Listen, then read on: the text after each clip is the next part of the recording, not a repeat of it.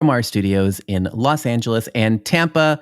This is Green Tech Theme Park in 30. I'm Philip, and I'm joined, as always, by Scott Swenson of Scott Swenson Creative Development.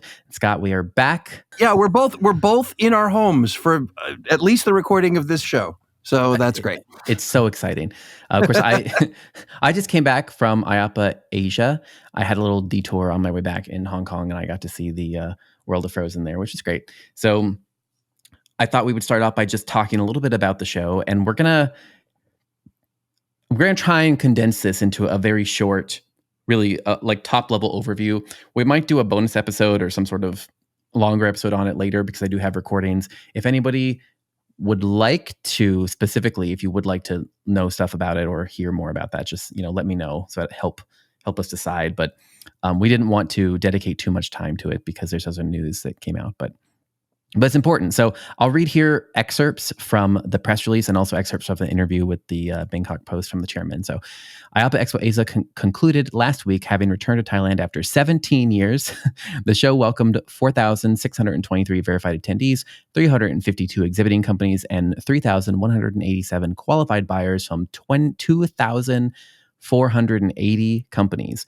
Next year's IAAPA Asia will be July 1st through 3rd in Shanghai. So far, 168 companies have already signed up. In an interview with the Bangkok Post, the chairman said, in fact, Asia is now the largest market for amusement and water parks in the world, with China alone accounting for more than half of all new park openings worldwide. This year, amusement park spending is expected to increase by 16.5% within the region, with double-digit growth projected through 2027. However, this growth also presents challenges for industry players with the need to constantly innovate and adapt to changing consumer preferences while ensuring safety protocols, enable sustainable development, and responsible tourism practices. I don't disagree with those statements, but I think there's a lot in there. I think he kind of, though, the reason I chose these quotes, though, is I think it was a pretty relatively honest interview that I think if you understand more of what he's saying in that about the challenges specifically about adapting and whatnot, that's a term that I heard echoed throughout the convention was just adapting, which is something we've talked about too, just right sizing. Yeah, we've even reported on the show in the past that there are towns and cities that don't want tourism or are trying to do things to dissuade tourism. So that kind of adaptation is going to be necessary. Especially culturally, it seems, as these expansions happen. Yeah, changing consumer preferences, right? He says changing consumer preferences. One of those preferences could be, they don't want to have tourism in every area. They only want it in certain areas because they want to have their own culture without tourists in it. I mean, and then safety protocols. I mean, that happened. We've talked about that as well. Sustainable development, sustainable as in not just sustainability, but also as in what is sustainable now. Like the business models of 2019 do not work in 2024. So what is the new model? So I think if you know, it's like to the Bangkok Post, it sounds all positive, right? But if you know, like us, and we know, then I think you can understand more of the context of what he says by these words. Sure. And we've said on the show many times, data can be used to promote one side or the other. I think it is interesting. Just looking at this quote, and maybe I'm diving in too deeply into it, but is now the largest market for amusement and water parks in the world. The largest market based on what criteria? We haven't heard, because again, when I did that rang a little, I won't say false to me, but it rang a little unsubstantiated, perhaps. Mm-hmm. So I poked around just a little bit and found that, when it comes to growth, first of all, North America is still at this moment, based on all the research that I could find, is still the number one. But their growth, they're at a between 9 and 10% growth. So that's double digits. That's ish. It's pretty close. And by perhaps extending it through 2027, perhaps makes that, tips that from the 9.23% growth that they're looking at over the next 2 years. By going to 27, it may take it into double digits. So I can go with them on that. But I just think it's interesting that of course, when you've gathered everybody into your region, and you're there to promote the industry. I mean, that is the purpose of IAAPA. It's an organization designed to support and promote the attractions industry. That is its goal. It's not there to tear down the industry. It is there to support the industry in any way that we possibly can. And so with that in mind, I think that these statements, as you say, Philip, are fair. They're not wrong. Yeah. They are perhaps, they may not perhaps be giving the full story. They're giving information in a vacuum in some cases. But I also think that it does show that there is growth in this region. It does show that this is not, people were saying, oh, China will never recover. Well, this is saying that is not the case. This is saying they are recovering. And, as we were talking about before we started recording, it's an unusual place to have this particular expo because it is not the place of the most growth. So, and perhaps it was, I mean, that could be for one of so very many reasons. It could have been it was the cheapest. It could have been that the chairman has a park there. It could have been that it could be something as simple as it was their turn in rotation, because it's been several years since it's been there.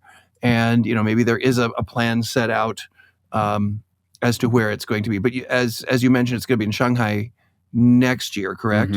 Yep. And that's going to be, that's going to be super popular, because I think Shanghai is more of a, I think it's more of a destination. Yeah, and it's easier to get to. I mean, I just talking to everybody, the attendees were confused as to why it was in Thailand because it's not easy to get there, and it's not as developed as a tourism sector as some of the other areas in Asia. But like you said, there's probably 100 reasons why, and also, I don't know that it would ever. You don't know when it, like you said about the rotation. There's so much development planned for the other more developed regions like China and Japan, and Singapore, that it may not make it back there for a while. So I think but yeah, you're right. I mean, this was the year to do it. This was the year to do it in Bangkok because the next 5 years is going to be something grand and glorious to visit in other areas of Asia. So that is very possible. Yeah. So again, I think even what he's saying, I don't know how he gets away with saying Asia is now the largest market for amusement, unless he means by market like maybe potential market. I don't know what he means by that. I don't agree with that, but I don't know. I don't agree with that. I think whatever he means, maybe he means it in a different way. But to me, currently, it is not currently the largest market. The North America is still the largest established market. But those people that didn't attend IAAPA Asia because they think that it's pointless are also wrong, because the growth is happening. And that is something that people echoed. I talked to a lot of vendors, I talked to a lot of attendees, and I heard that echoed over and over. The vendors had surprisingly good shows. All of them did. They didn't necessarily close a bunch of sales and like big building dark rides or whatever, but they had leads. And now it's more just a question of what he hinted at, which is what we've talked about, and that is the right sizing component. Like a lot of discussions, but need to figure out where's the capital coming from to do this expansion, and what is the business model going to look like. So not like it's going to happen right now, but potential. So a lot of like excitement about the potential for next year and the year after. So that's what I sensed. And even in the numbers here, even in the numbers here, I'm not trying to say that it was but I just want the content. I just want people to understand that didn't attend. I just want them to understand the context, which is, he said there's basically 4,600 attendees, and IAAPA Expo in Orlando has 36,000. Yeah, it's interesting because I think that a lot of these regional expos or regional expos, I guess is the best way I can describe them. I think that they may serve their purpose in drawing a spotlight to the different regions so that people can understand a little bit better what the global picture looks like. I think they are important to get some of the smaller local vendors who may not be able to afford or be able to attend for whatever reason the Orlando Expo. I think this gives them a chance to at least be seen and continue to grow. But when you started reading the numbers, I was like, this is a teeny tiny little thing here, by comparison. And don't misunderstand me. Sometimes small things connected with a larger organization are they're sort of like the farm team in baseball. Did I just make a sports reference? Oh my gosh. But it's sort of like, you have those, like major baseball teams will have those smaller teams that play in a smaller league to develop talent, to continue to expand and give broader roots to the people who are in the industry. And I think it's important to, one of the big pushes for IAAPA, and has been for the last couple of years, is to make the I in IAAPA far more important. Yep. They want to make certain that it is recognized as international. And this we can see not only in how they are continuing to attempt to make the regional festivals more robust, but opening a new office in the Middle East, moving and changing IAAPA honors so that moves around to different locations. So it's not just Orlando and the rest of the world. Yeah. They're really making an effort to be more inclusive worldwide. And whether it is a gigantic show or not, which this clearly is not, it's still a way to get a foothold in there, and it's still a way to give people a sense of ownership within the organization, and make it so that their voices are being heard in a gathering of people from around the world. Hearing new voices and the importance of growing regional talent, is one theme that I saw over and over. So you're exactly right, Scott. Like, I went to the Young Professionals Forum even, and I heard a lot of stories, and it was, again, it's just exactly what you're talking about. It's a lot of people who I've actually, I go to IAAPA Asia whenever I can. So I've gone several years, and it's one of those, it's still small enough of a show where I go and I meet people that I saw before that I have, like, that I didn't really, it's one of those things where, like, I didn't really remember them, but they remembered me, or vice versa. And I've only seen them at the show. And it's almost reminds me of a Transworld in a way, the Halloween show, where you're like, you see them. And these are people that can't make it out to the US, but maybe they're one of them is a coordinator for Ocean Park. And obviously he can't make it out to IAAPA Asia because he's not an executive, but he's a rising talent. And all of the people, the Young Professionals Forum, they're all interns, or they're trying to start off. They're just and they're trying to grow their knowledge and grow their stuff. And I think for that's essential. And it's the farm team. It's the farm team.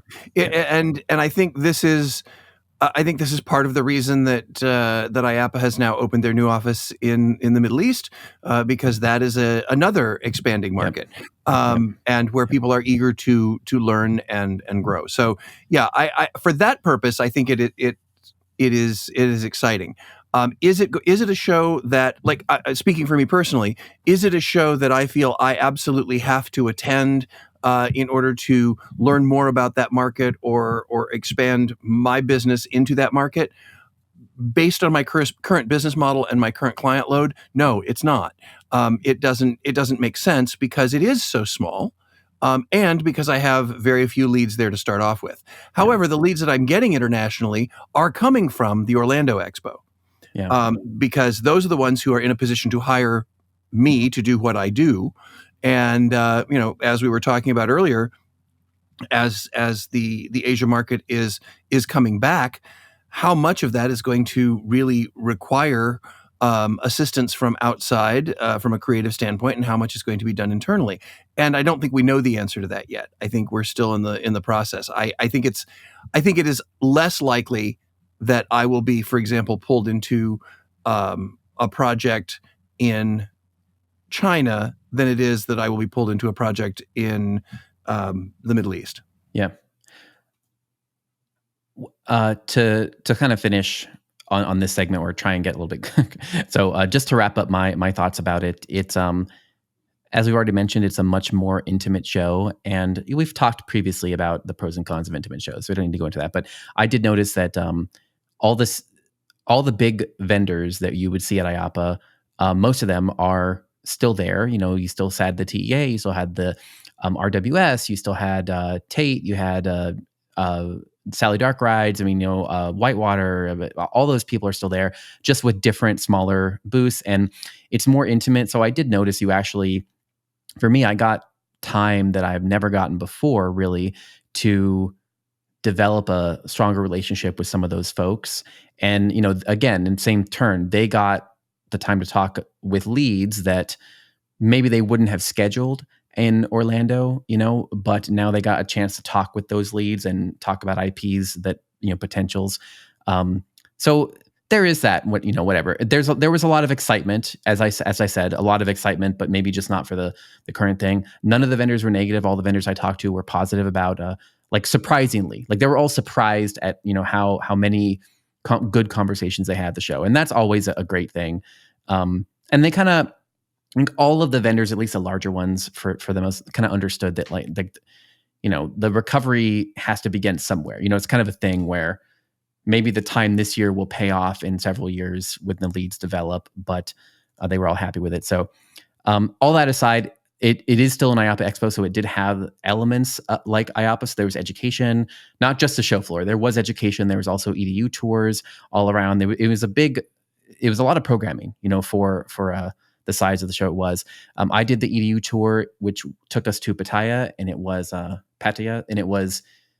a 13-hour bus tour, but we had 3 main stops we stopped at the Grand Center Point Space, Pattaya, and then Nanook Garden and the Ramayana Water Park.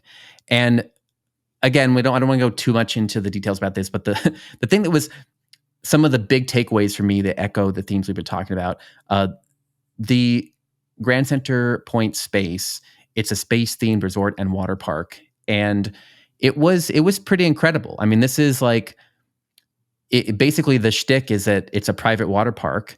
And I found out later, they never said this on the record, but I did find out later after some poking around, that the area that this is in is used to be kind of like a red light district, and they're trying to kind of reinvest in it. And so that's why they did the whole thing. So it's basically a private hotel with a private water park, where, you know, you can't get in. I mean, you know, you have to be a guest staying there and everything. And so it kind of makes that walled garden effect. And it was really funny because actually on stage, in response to one of the questions about if they would ever open the water park up to the guests, this was such an awkward moment. It was hilarious.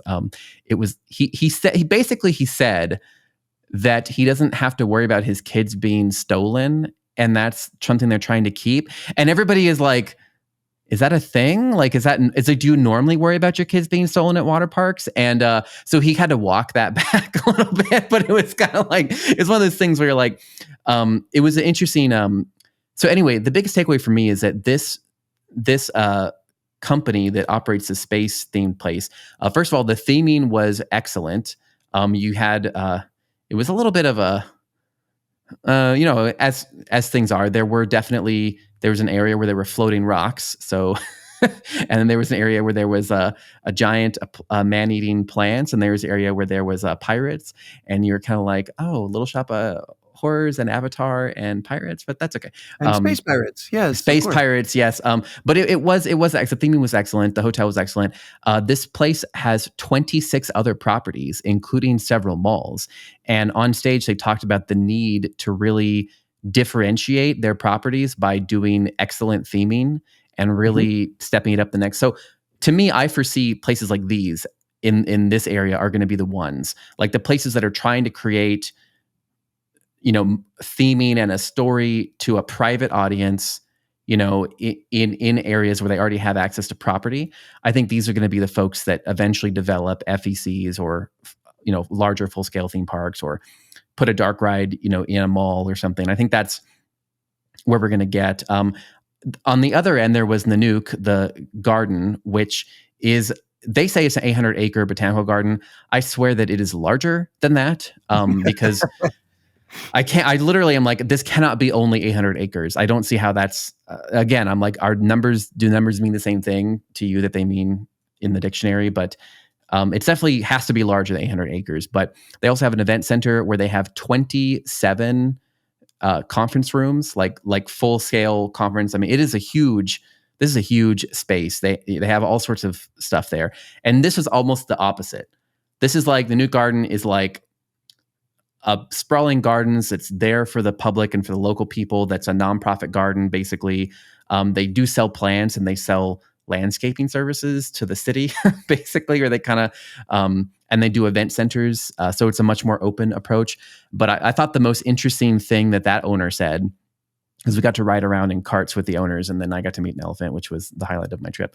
But the elephant was the highlight of your trip.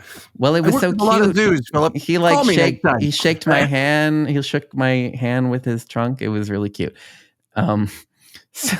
So anyway, the thing he said that I thought was most interesting is that basically he's like, when in doubt, just add dinosaurs was kind of his statement, which, and he always referred to them as like dinosaurs, not like statues, but like, we have lots of animals. And I'm like, you mean statues? He's like, yeah, lots of animals and lots of dinosaurs, like statues. He's like, no, animals. I'm like, no, these are statues. So anyway, but it was just interesting that basically he was saying that they really wanted to create a place for families, but like families, kids are not interested in botanical gardens. And, so they have to bring in animals and make it more of a cooperative play area, make it more exciting in that way to make it more for families, because they want it to be kind of like a regional gathering place for families to be able to do stuff. And so same kind of sentiments with different approaches. And I think these are going to be just like we talked about in America, like these developing segments, it's going to be like family activities, for the family, that are kind of safe spaces that are for different levels of income. So that was it. And same thing with the water park had just opened a new kids play area. And that was the big thing there about that, the themed area at the new kids park. So just really interesting looking at all the different levels of family play. Well, and in listening to you describe these, I think to me it's most interesting that with all three of these, they're not just looking at the themed attraction industry. What they're doing is they're looking at the events industry. They're looking at the hotel industry. They're finding different ways to generate revenue so that they can be part of the themed. They're blurring the lines as to what the themed attraction, themed entertainment world really is, and that may be out of necessity. Because again, they can't just do a standalone park. They have to make it a resort hotel or a botanical gardens with a gigantic event center, or they're a plant, they're a garden center in essence, because they found ways to generate additional revenue that ties back into the story that they're trying to tell or the experience that they're trying to create for their guests. So again, I think, as we said earlier, I think holding this event here kind of shows, okay, here's the beginnings. Here's where things are starting to grow. Here's the grassroots, and it'll be curious to see how these things continue to expand. Because I mean, let's face it, even Ocean Park started much smaller than it was, or than it has become. So I think it's important to recognize that all of these spaces that you mentioned, although they're not what we think of in North America as a theme park, they are themed experiences that will continue to grow, and whether they become FECs or small theme parks or even major theme parks over time will tell. But it's important to recognize that everybody has to start somewhere. Yeah, I think you're exactly right. Everyone has to start somewhere, but also the starting point, can be a little bit different depending on the market. I mean, we've talked about this before. Like the US is just different because for a bunch of reasons, but I think it could be that the attractions industry in this area might never look like the US, and that's okay. It might develop into an area where the botanical garden is actually this huge event center experience thing that, we wouldn't call a theme park, but it is, a whole attraction for those areas. And maybe they'll put a ride in or, do a dinosaur thing. I don't know. I mean, that's what I mean. The hotel I think, and that's okay. And I think right now, all of them talked about COVID, but they all talked about needing to basically right size after COVID and figure out where their multiple revenue models are coming from. And now they're looking at it in a much more sustainable way. Where is our revenue coming from, and doing revenue in multiple ways. the hotel owns the mall right next door to the hotel. And so they can do a lot of, yes, they can do a lot of revenue push, right? And I think, which honestly sounds exactly like Disney.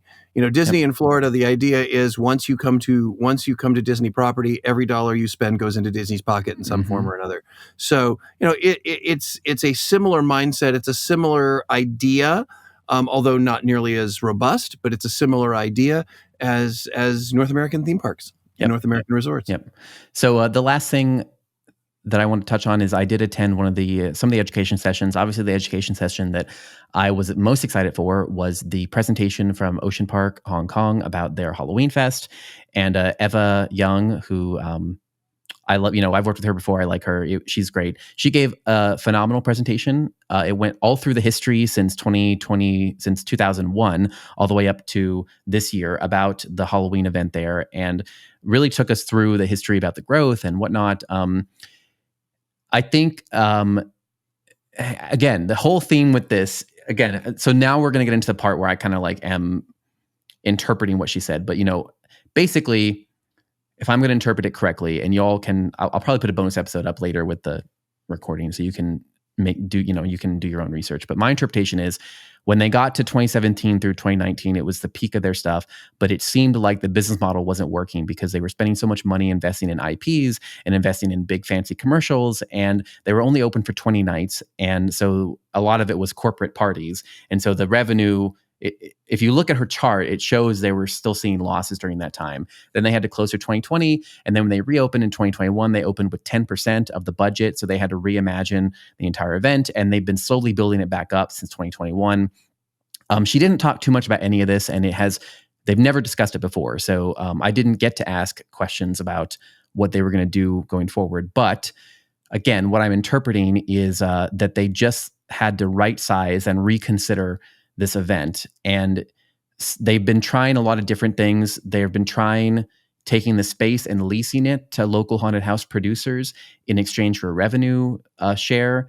They've also been trying to do not event tickets, but ticket bundles. So you just buy a ticket to go through the haunt. And the positive is that they've noticed the demand is very strong for Halloween. Like they tried ticket bundles in 2021 to make sure capacity was controlled, and the bundles sold out almost immediately. And they did individuals, and those kept selling. They're now back to 6 houses, and they're still considering how they're going to move things around. But they're spending a lot less in advertising and less in IPs, and really, just working with their local team and trying to, just slowly add to the event. So basically, they just right-sized it. She didn't say these words. I'm interpreting all this, but it sounds like they're right-sizing, and they're trying to really consider multiple revenue streams to make it work and still grow it. But doesn't sound like it may not ever be as big because, again, the throughput doesn't sound like the throughput matched the 2019 level of spend. So. Well, I think what you have to recognize is, right sizing is what businesses should constantly do anyway. Yep. Whether it is involved with COVID or not. The other thing that I think is interesting is, you say that it may never get back to the size that it once was. It shouldn't unless the demand requires it to get to that point. That's exactly right. The other thing I think is important to recognize, and again, I wasn't there, so I can't really even interpret, but I'm just interpreting Philip's interpretation, if that makes any sense at all. Oh, geez. Yeah. So one more level down. But when I hear you talk about this, to me, when they talk about leasing spaces out to external haunt producers, this is something that theme parks, again, the pendulum swings back and forth constantly. Mm-hmm. And not always with shows or elements like a haunted house, but it's much more common in areas like, in the entertainment side, Streetmosphere, sending it out to an outside vendor to handle everything, and then when they feel more secure and want to, they've built back the infrastructure, they will take it back in-house. This happens with culinary almost all the time. It happens with merchandise almost all the time, where they will get, we're going to have, here at Scott World, we're going to have Scott's Ice Cream Parlor.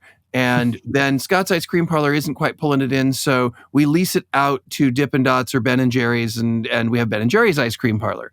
And then Scott World becomes more profitable again, and we take it back, and it becomes Scott's Ice Cream Parlor, proudly serving Ben and Jerry's. I mean, these are changes that we've seen. Any of us in the industry have seen this over and over and over again. So, will it ever get back to its former size and glory? Who knows?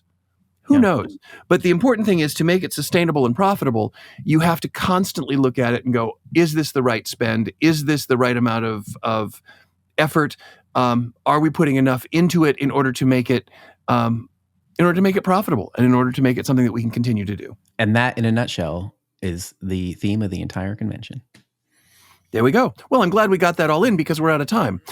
So on behalf of... Well, dang it. I didn't want to take that long, but here we are. We are. Well, you know what? But again, it's an interesting convention, and I appreciate you sharing your take on it, and I appreciate the fact that, since I couldn't go, we were able to touch on it, and I have a better understanding of what it was about. And so with that said, hopefully we will see all of you. You don't have to travel all the way to Bangkok, Thailand. You can just, pick us up anywhere you listen to us or watch us. And we will see all of you next week on Green Tagged Theme Park in 30.